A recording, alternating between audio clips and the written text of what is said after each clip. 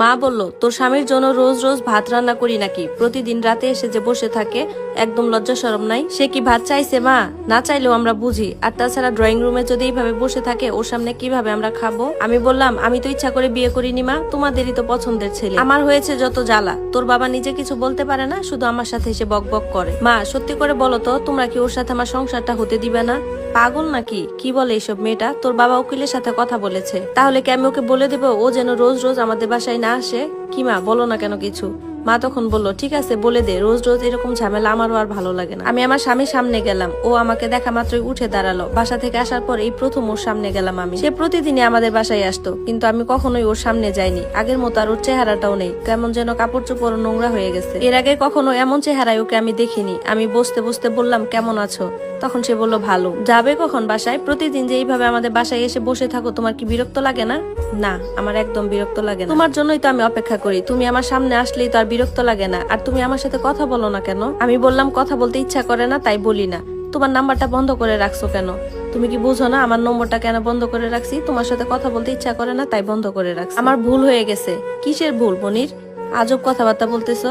তাহলে আমাকে ছেড়ে কেন এখানে চলে আসছো? আমার সাথে কি তুমি থাকবে না সাথী?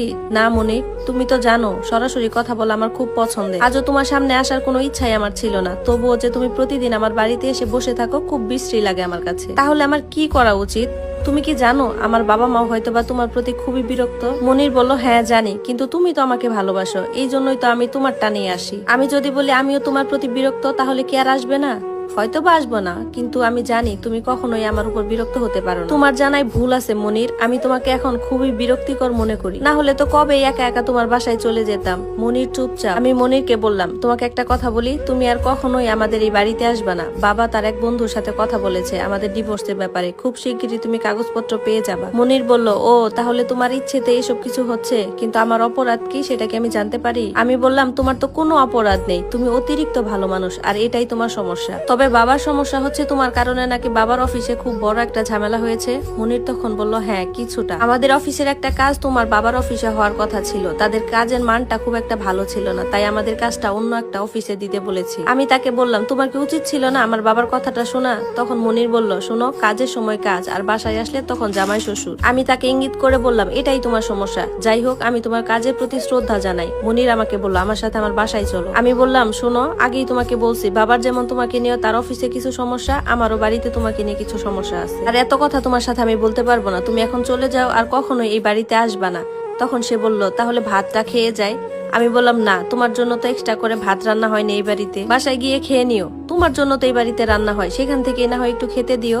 মনির, যত সব অদ্ভুত কথাবার্তা বলবা না। আচ্ছা সরি, তোমার সাথে একটু মজা করলাম। মনির উঠে দাঁড়িয়ে গেল, দরজা খুলে একাই বেরিয়ে হয়ে গেল বাড়ি থেকে। আমি দরজাটা বন্ধ করার জন্য সামনে এগিয়ে গেলাম। পিছন থেকে ডাক দিয়ে বললাম, বাসায় রান্না করো নাকি হোটেলে খাও? মনির তখন ঘুরে তাকালো আর বলল, কোনোটাই না। বাসায় রান্না করে খেতেও ভালো লাগে না, আর হোটেলে খাবারও সহ্য হয় না। সারাদিন শুকনো খাবার খেয়ে কেটে যায়, আর রাতের বেলা তো তোমাদের বাসায় এসে খেতাম। আজকে থেকে অন্য ব্যবস্থা করতে হবে। মনির এরপর সিঁড়ি বেয়ে নিচে চলে গেল। আমিও আমার রুমে গিয়ে দরজা লাগিয়ে দিলাম। প্রায় ঘন্টাখানেক পর বাবার রুম থেকে বাবার চিৎকারের আওয়াজ পেলাম। বাবা বলতেছে জোরে জোরে, ইচ্ছে করে চাবি ফেলে রেখে গেছে, চাবি নেওয়ার বাহানা করে আবার আসবে আমার বাড়িতে। আমি দৌড়ে গিয়ে বাবাকে বললাম, কি হয়েছে বাবা? মনে হচ্ছে মনির বাসায় চাবি ফেলে রেখে গেছে। বাবা বলল, হ্যাঁ দেখ না, আবার চাবিটা ফেলে রেখে গেছে। আমি বাবাকে বললাম, তো এত চিৎকার করা কি আছে, আরেকবার আসলে তো দিয়ে দিলেই হবে। বাবা বলে, কোনো দরকার নেই, চাবিটা নিয়ে দারোয়ানের কাছে দিয়ে আসবো, সে যদি চাবি নিতে আসে তাহলে দারোয়ানের কাছ থেকে নিয়ে নিবে। চুপচাপ নিজের রুমে চলে গেলাম। বাবা চাবিটা নিয়ে দেখলাম নিচে দারোয়ানের কাছে গেল। অন্ধকার রুমের ব্যালকনিতে দাঁড়িয়ে জীবনের হিসাব মিলাতে লাগলাম। রাত যখন প্রায় 2টা বাজে, তখন দরজা খুলে নিচে গেলাম। গিয়ে দেখি দারোয়ান চাচা প্রায় বসে বসে ঝিমাচ্ছে। আমি তাকে ডাক দিতেই তিনি ধরপড়িয়ে উঠলেন, বললেন, কে কে? আমি তাকে ডাক দিয়ে বললাম, কাকা আমি সাথী। কাকা, আমার হাজবেন্ড কি এসেছিল?